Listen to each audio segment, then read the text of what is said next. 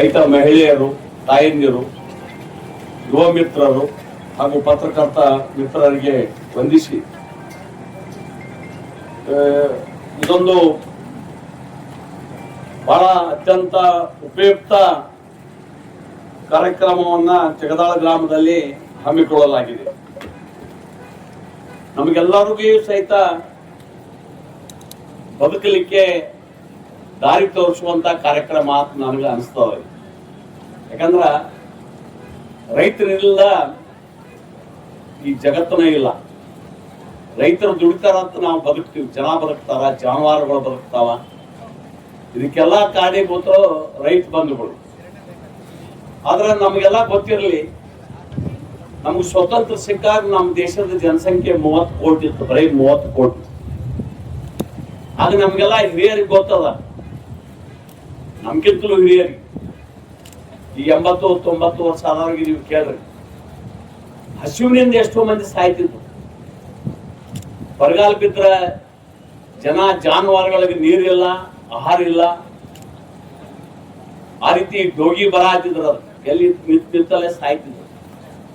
ಆ ಸ್ಥಿತಿ ಇತ್ತು 30 ಕೋಟಿ ಜನಸಂಖ್ಯೆ ಇದ್ದಾಗ. ಸ್ವತಂತ್ರ ಬಂದ ನಂತರ, ಸ್ವತಂತ್ರ ಬಂದ ಸರಿಸುಮಾರು 80 ವರ್ಷ ಆದ ನಂತರ ಈಗ ದೇಶದ ಜನಸಂಖ್ಯೆ 140 ಕೋಟಿ ಮೇಲಾಗತ್ತೆ. 145 ಕೋಟಿ ಅಂದ್ರೆ ಒಡ್ಡಿ ಇಲ್ಲ. ಆದ್ರೂ ಸಹಿತ ಆಹಾರದ ಕೊರತೆ ಇಲ್ಲ, ಯಾರೂ ಹಸಿವಿನಿಂದ ಸಾಯುವಂತ ಪ್ರಸಂಗ ದೇಶದಾಗಿಲ್ಲ.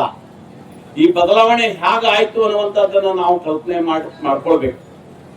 ಇದು ಇಂಥ ಸಂಶೋಧನೆಗಳಿಂದ, ಒಂದು ವೈಜ್ಞಾನಿಕವಾಗಿ ನಮ್ಮ ರೈತರಿಗೆ ಮಾಹಿತಿ ಹರಿಬಿಟ್ಟಿದ್ರಿಂದ ತಮ್ಮ ಇದ್ದ ಜಮೀನುಗಳಲ್ಲಿಯೇ 10 ಪಟ್ಟು ಬೆಳೆಗಳನ್ನ ಬೆಳೆಯುವುದರ ಮುಖಾಂತರ ಬರೀ 145 ಕೋಟಿ ಜನಸಂಖ್ಯೆ ಸಲುವುದು ಅಷ್ಟೇ ಅಲ್ಲ, ನಮ್ಗಿಂತಲೂ ಬಡ ರಾಷ್ಟ್ರಗಳಾಗಿರ್ತಕ್ಕಂಥ ನಮ್ಮ ಸುತ್ತಮುತ್ತಲ ರಾಷ್ಟ್ರಗಳಿಗೂ ಸಹಿತ ಈ ಆಹಾರ ಸಾಮಗ್ರಿಗಳನ್ನ ರಫ್ತು ಮಾಡುವಂತ ಕೆಲಸವನ್ನ ಈಗ ನಡೀತಾ ಇದೆ.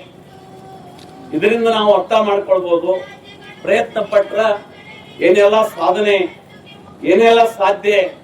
ಈ ಭೂತಾಯಿಯಲ್ಲಿ ನಾವು ಪ್ರಾಮಾಣಿಕವಾಗಿ ಬೆವರು ಹರಿಸಿ ದುಡಿದ್ರ ಆ ಭೂತಾಯಿ ಬಂಗಾರವನ್ನೇ ಕೊಡ್ಲಿಕ್ಕೆ ಸಾಧ್ಯದ ಅನ್ನುವಂಥದ್ದನ್ನ ತಿಳ್ಕೊಳ್ಳಿಕ್ಕೆ ಸಾಧ್ಯ ಆಗತ್ತೆ ಅನ್ನುವಂತ ಮಾತನ್ನು ಈ ಸಂದರ್ಭದಲ್ಲಿ ನಾನು ಹೇಳ್ತೀನಿ.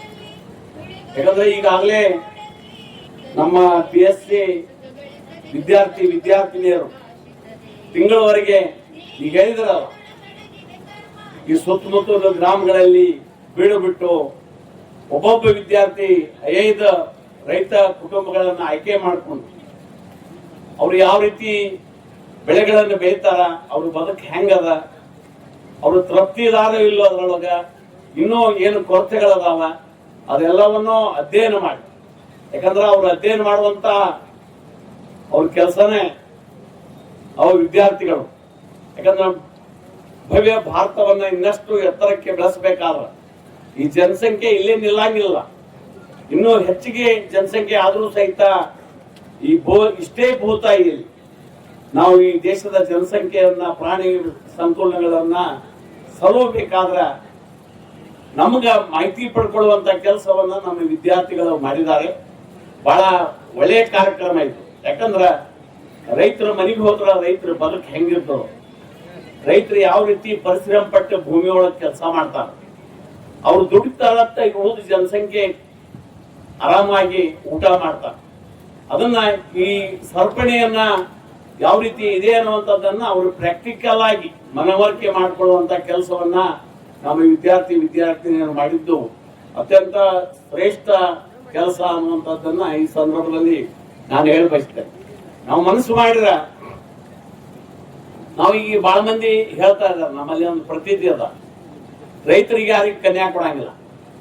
ಈಗ ಡಿಗ್ರಿ ಮುಗಿಸಿ BSc ಮುಗಿಸಿ ಹೋಗ್ತಾರಲ್ಲ ನಮ್ಮ ವಿದ್ಯಾರ್ಥಿನಿಯರು, ಅವರ ರೈತರು ಆಗ್ತಾರಿಲ್ಲೋ ಗೊತ್ತಿಲ್ಲ.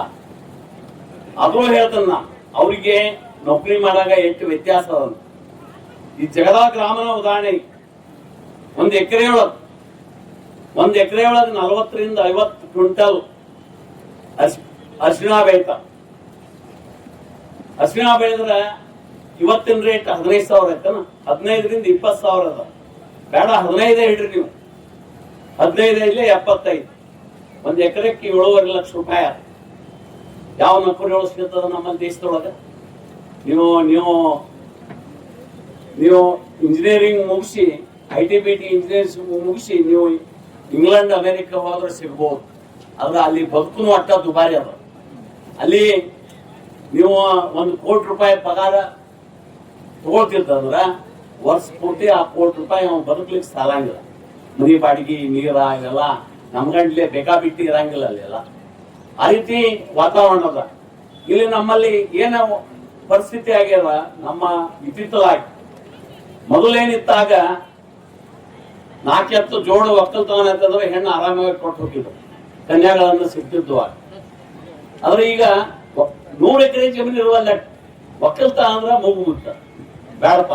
ಅದ್ರ ಒಕ್ಕಲ್ಗಾರರಿಂದ ದುಡಿಮೆಯಿಂದ ಬದುಕ್ತಾರ. ಅದ್ರ ಒಕ್ಕಲ್ಗಾರನ್ನ ನಿರ್ಲಕ್ಷ್ಯ ಮಾಡುವಂತ ಕೆಲಸವನ್ನ, ಇದೊಂದು ವಿಚಿತ್ರವಾದ ಸ್ಥಿತಿ ಈ ದೇಶದಾಗ, ನಮ್ಮ ರಾಜ್ಯದಾಗ, ನಮ್ಮ ತಾಲೂಕಿನಾಗ, ನಮ್ಮ ಜಿಲ್ಲೆ ಒಳಗೆ ನಿರ್ಮಾಣ ಆಗ್ಯಾವ. ಇದು ಹೋಗ್ಲಾಡಿಸ್ಬೇಕು. ಯಾಕಂದ್ರೆ ಮನುಷ್ಯ ಛಲ ಬೇಕು. ನಾವೊಂದು ಕೇಳಿವಿ, ಇವು ITBT ಇಂಜಿನಿಯರ್ ದೊಡ್ಡ ದೊಡ್ಡ ಕಂಪನಿ ಒಳಗೆ 1-2 ಕೋಟಿ ವರ್ಷಕ್ಕೆ ಪ್ಯಾಕೇಜ್ ತಗೊಳ್ಳೋ ಆ ನೌಕರಿಗೆ ರಾಜೀನಾಮೆ ಕೊಟ್ಟು ಬಂದು ಒಕ್ಕಲ್ತನ ಮಾಡತ್ತ.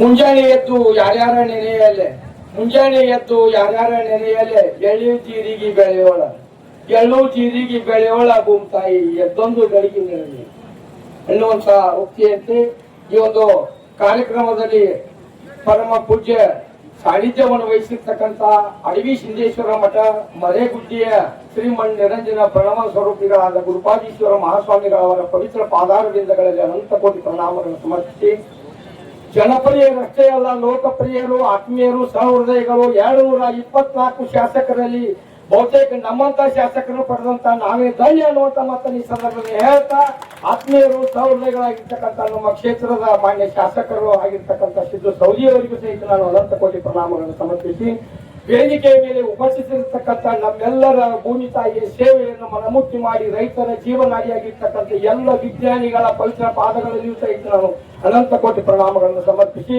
ಬಹುತೇಕ ನಾವೆಲ್ಲರೂ ಸಹಿತ ಬಾಗಲಕೋಟೆ, ಧಾರವಾಡ, ಬೆಂಗಳೂರು ಹೋಗಿ ನೋಡುವಂತ ಇಂಥ ಒಂದು ವ್ಯವಸ್ಥೆಯನ್ನ ಜಗದಾಳ ಗ್ರಾಮಕ್ಕೆ ತಂದಿರ್ತಕ್ಕಂಥ ನನ್ನ ವಿಶ್ವವಿದ್ಯಾನಿಲಯದ ಎಲ್ಲ ಪ್ರಾಚಾರ್ಯರಿಗೂ, ಎಲ್ಲ ಶಿಕ್ಷಕರಿಗೂ, ಅತಿಥಿ ಮಹೋದಯರಾಗಿರ್ತಕ್ಕಂಥ ನನ್ನ ನೆಚ್ಚಿನ ವಿದ್ಯಾರ್ಥಿನಿಯರಾಗಿರ್ತಕ್ಕಂಥ 80 ಜನ ಎಲ್ಲ ವಿದ್ಯಾರ್ಥಿನಿಯರಿಗೂ ನಾನು ಅನಂತ ಕೋಟಿ ಪ್ರಣಾಮಗಳನ್ನು ಸಮರ್ಪಿಸಿ, ಇಂಥ ಒಂದು 40 ಡಿಗ್ರಿ ಸೆಲ್ಸಿಯಸ್ ಬಿಸಿಲಿನಲ್ಲಿಯೂ ಸಹಿತ ನಮ್ಮ ಕರೆಗೆ ಹೋಗೊಟ್ಟು ನಾವು ಯಾವುದೇ ಮೂಲಕ ನಿಮ್ಮ ಕಿವಿಗೆ ಬಿದ್ದಾಗ ನೀವು ಇಂಥ ಒಂದು ಸಂದರ್ಭದಲ್ಲಿ ಉಪಸ್ಥಿತಿ ಇದ್ದು ಈ ಒಂದು ಕಾರ್ಯಕ್ರಮದ ಘನತೆಯನ್ನು ಬಾಣ್ಯತರಿಗೆ ಹೆಚ್ಚಿಸತಕ್ಕಂತ ಜಗದಾಳ್ ನಾವಲ್ಗಿ ಗ್ರಾಮ ಇಷ್ಟೇ ಅಲ್ಲದ ನನ್ನ ನೆಚ್ಚಿನ ಈ ಬಾಗಲಕೋಟೆ ಜಿಲ್ಲೆಯ ಮೂಲೆಗಳಿಂದ ಬಂದು ಆಗಮಿಸಿ ಈ ಕಾರ್ಯಕ್ರಮಕ್ಕೆ ಶೋಭೆಯನ್ನು ತಂದಿರತಕ್ಕಂಥ ವೇದಿಕೆಯ ಮುಂಭಾಗದಲ್ಲಿದ್ದ ನಿಮ್ಮೆಲ್ಲರಿಗೂ ಸಹಿತ ನಾನು ಅನಂತ ಕೋಟಿ ಪ್ರಣಾಮಗಳನ್ನು ಸಮರ್ಪಿಸಿ, ಬಹುತೇಕ ಎಷ್ಟೋ ಸಾಹುಕಾರರ ಅದನ್ನಂದ್ರು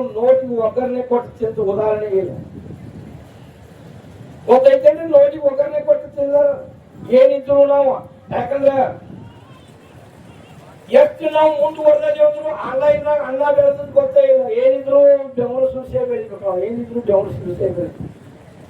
ಅದಕ್ಕೆ ಈ 40 ಡಿಗ್ರಿ ಸೆಲ್ಸಿಯಸ್ ಬಿಸಿಲಿನಲ್ಲಿ ಮಾನ್ಯ ವಿದ್ಯಾರ್ಥಿನಿಯರು ನಮ್ಮೆಲ್ಲ 4 ಗ್ರಾಮದಲ್ಲಿ ಸುಡು ಬಿಸಿಲಿನಲ್ಲಿ ಬಹುತೇಕ ಆ ವಿದ್ಯಾರ್ಥಿಗಳನ್ನು ನೋಡಿದಾಗ ನಾವು ಸ್ವತಃ ರೈತರಿದ್ರು ಸಹಿತ ನಾವು ಮಧ್ಯಾಹ್ನ 2 ಗಂಟೆ ಮಾಡ್ಕೊಂಡೆಲ್ಲ ಹೊರಗೆ ಬರ್ತೀವಿ. ಆದ್ರೆ ಅವರಿಗೆ ಎಡೆಬಿಡದೆ 24 ಗಂಟೆ ಕೆಲಸವನ್ನು ಮಾಡಿ ಇಂಥ ಒಂದು ಕಾರ್ಯಕ್ಕೆ ಕಾರಣೀಕರ್ತರಾಗಿರ್ತಕ್ಕಂಥ ವಿದ್ಯಾರ್ಥಿನಿಯರು ನಾವು ಎಷ್ಟು ಕೊಂಡೊಯ್ದ್ರು ಕಡಿಮೆನ. ಅದರಂತೆ ಆಫೀಸರ್ಗಳು ಸಹಿತ ದೊಡ್ಡ ನಮ್ಮ ಎಲ್ಲರೊಂದಿಗೆ ಭಾಗಿಯಾಗಿ ಸುಮಾರು 9 ಗಂಟೆಗೆ ನಮ್ಮೊಂದಿಗೆ ಬಿಟ್ಟು ನರಗುಂದಕ್ಕೆ ಹೋಗಿರುವಂತ ಅಧಿಕಾರಿಗಳು ಸಹಿತ ಇಲ್ಲಿದ್ದಾರೆ. ಯಾಕಂದ್ರೆ ಇಂಥ ಒಂದು ಕಾರ್ಯಕ್ರಮ ಇಲ್ಲಿ ಆಗಬೇಕಾದ್ರೆ ಇದು ಸಾಮಾನ್ಯ ಕೆಲಸ ಅಲ್ಲಿದೆ, ಇದು ಸಾಮಾನ್ಯ ಕೆಲಸ ಅಲ್ಲ. ಬಹುತೇಕ ನಾವೆಲ್ಲರೂ ಹಿಂಗಂತೂ ತಿಳ್ಕೊಂಡಿದ್ದೇ ಇಲ್ಲ ನಾವು. ಈಗ ಸದ್ಯ ಆ ಬಾಗಲಕೋಟೆಗೆ ಧಾರವಾಡಕ್ಕೆ ಯಾವಾಗೂ ಕಡಿಮೆ ಇಲ್ಲ ಈ ಕಾರ್ಯಕ್ರಮ. ಆ ಕಾರ್ಯಕ್ರಮದ ಯಶಸ್ವಿಗೆ ಬಹಳಷ್ಟು ಜನ ಶ್ರಮಿಸ್ಯಾರ, ಬಹಳಷ್ಟು ಜನ ಎಲ್ಲ ಕುಲಪತಿಗಳು, ಎಲ್ಲ ಪ್ರಾಚಾರ್ಯರು ಬಹಳಷ್ಟು ಜನ ಶ್ರಮಿಸಿದ್ದಾರೆ. ಅದರ ಒಂದು ಸೌಭಾಗ್ಯದ ಫಲವಾಗಿ ಇವತ್ತಿನ ದಿನ ಈ ಒಂದು ಆನಂದವನ್ನು ನಾವೆಲ್ಲರೂ ಅನುಭವಿಸುವಂತ ಒಂದು ವ್ಯವಸ್ಥೆ ಬಂದಿದೆ. ಕಾರಣ ಹೆಚ್ಚಿಗೆ ಮಾತನಾಡೋ ಅವಶ್ಯಕತೆ ಏನಿಲ್ಲ. ಯಾಕಂದ್ರೆ ಮಾನ್ಯ ಶಾಸಕರ ಎಳೆಯಾಗಿ ತೊಳೆಯಾಗಿ ಇಡೀ ನಮ್ಮ ರೈತ ಕುಟುಂಬದ ಎಲ್ಲ ವ್ಯವಸ್ಥೆಯನ್ನು ಅವರು ಹೇಳಿಬಿಟ್ಟಿದ್ದಾರೆ. ಆ ಮಾನ್ಯ ಸಿದ್ದೇಶ್ವರ ಅಪ್ಪಗಳು ಹೇಳಿದಾಗ ಹೇಳುವುದೆಲ್ಲ ಹೇಳಿ ಆಗಿದೆ, ಆಚರಣೆ ಒಂದೇ ಬಾಕಿ ಇದೆ. ಯಾಕಂದ್ರೆ ನಾವು ಮಾಡ್ತೀವಿ ಅಂತ ತಪ್ಪತ್ತಂದ್ರೆ ನಾವು ಯಾರು ಕೇಳ್ತು ಆ ಕೇಳಿ ಹೋದವ್ರು ಮಾಡೋರ್ನಾಗಿಲ್ಲ. ನಾವು ಇಲ್ಲಿ ಕೇಳಿ ಹೋಗ್ತೀವಿ, ಮನ್ಯಾಗ ಅರ್ಧ ಮುರ್ಧ ಹೇಳ್ತೀವಿ. ನಾವು ಅರ್ಧ ಮುರ್ಧ ಹೇಳಿದ್ರೆ ತೀರಾ ಅರ್ಧ ಮುರ್ಧ ಮಾಡಿ ಎಲ್ಲ ಹರಿಗೇಳುವಂತ ಒಂದು ಪರಿಸ್ಥಿತಿ ಐತಿ. ಆದ್ರೆ ನಾವೆಲ್ಲರೂ ಹೇಳಿ ಕೇಳಿರ್ತೀವಿ, ನಿಜವಾಗ್ಲೂ ನಾವೇನು ಕೇಳಿರ್ತೀವಿ, ನಾವ ಅಲ್ಲಿ ಭೂಮಿ ಒಳಗೆ ಮಾಡುವಂತ ಒಂದು ವ್ಯವಸ್ಥೆಯನ್ನು ನಾವು ಪಡ್ಕೊಂಡಂತಾದ್ರೆ ಇವತ್ತಿನ ದಿವಸ ನಮ್ಮ ಮಾನ್ಯ ಶಾಸಕರು ಹೇಳಿದಂಗ ಯಾವ ಎಂತ ಒಬ್ಬ ನೌಕರಿನೂ ಒಬ್ಬ ರೈತರ ಸಮಾನ ಇಲ್ಲ. ಎಂತ ಒಬ್ಬ ನೌಕರಿನೂ ರೈತರ ಸಮಾನ ಇಲ್ಲ. ಯಾಕಂದ್ರೆ ಹೆಂಡ್ರ ಮನಿ ಮುಂದೆ, ನಮ್ಮ ಮುಂದೆ ಮಕ್ಕಳ ಮನಿ ಮುಂದೆ, ಅವ್ವ ಅಪ್ಪ ಎಲ್ಲರೂ ಮನಿ ಮುಂದೆ ಎಲ್ಲರೂ ಒಟ್ಟಿಗೆ ನಿಂತಿಲ್ಲ ಮಾಡುವಂತ ಯಾವುದೇ ಒಂದು ಉದ್ಯೋಗ ಇದ್ರೆ ಅದು ಒಪ್ಪಿರ್ತಾರೆ. ಎಲ್ಲಾ ಕುಟುಂಬದ ಮನೆಯಲ್ಲಿ ಇದ್ದುಕೊಂಡು ಏನ್ ಮಾಡೋದಿದ್ರೆ ಅದು ಒಕ್ಕಲ್ತಾನ ಮುಂದೆ. ಅದನ್ನ ಬಿಟ್ರೆ ನಾವೆಲ್ಲ ಪಾರೇಣದಾಗ ಇವತ್ತು ಹೇಳ್ಬೋದು ಅಷ್ಟ. ಏನ್ ಮಾಡೋದು, ಪಾರೇಣದಾಗ ₹1 ಪಗಾರ ತಗೊಂಡು ಅವು ಒಪ್ಪರಿ ಅಪ್ಪ ಒಪ್ಪರಿ ಮಕ್ಕಳು ಒಪ್ಪರಿ ಎಲ್ಲ ದಿಕ್ಕಿಗೆ ಒಬ್ಬೊಬ್ರು ಓಟಿ ತಗೊಂಡು ಮಾಡೋರೇನಿದ್ರಿ ನೀವು. ಅದಕ್ಕ ಇಂತಹ ಒಂದು ಯಾವತ್ತೂ ಸಹಿತ ನಮ್ಮ ಮಾನ್ಯ ಶಾಸಕರು ಹೇಳಿದಾಗ ರೈತರನ್ನು ನಿರ್ಲಕ್ಷ್ಯ ಮಾಡ್ಬೇಕು. ಯಾರೇನು ಓಟೇಜ್ ಸಟ್ಟ ಆರಾಮ್ ಇರ್ತಾರತ್ತ ಏನಿಲ್ಲ. ಉಣ್ಣಾಕ ಉಡಾಕ ಇಟ್ಟಿದ್ರೆ ಸಾಕ. ಅದು ಭಗವಂತನ ಕೃಪಾ ಇಲ್ಲ. ನಾವು ಭೂಮಿ ತಾಯಿ ಒಳಗೆ ನಿಷ್ಠೆಯನ್ನು ಮಾಡಿದ ಕರೆ ಆದ್ರೆ ನಮ್ಮ ಭೂಮಿ ತಾಯಿ ಯಾವತ್ತೂ ಕೈ ಬಿಡೋಂಗಿಲ್ಲ ಅನ್ನುವಂತ ಮಾತನ್ನ ಈ ಸಲ ಹೇಳ್ತಾ ಬಹುತೇಕ ನನಗೆ ನೀನು ಪಾಯ ಸಿಗಬೇಕು ಅಂತ ನಾನು ಅನ್ಕೊಂಡಿದ್ದೇ ಇಲ್ಲ. ಹಾಗಾಗಿ ಸಹಿತ ನಮ್ಮ ಮಾನ್ಯ ಎಲ್ಲರೂ ಸಹಿತ ವೇದಿಕೆ ಮೇಲೆ ಇರ್ತಕ್ಕಂಥ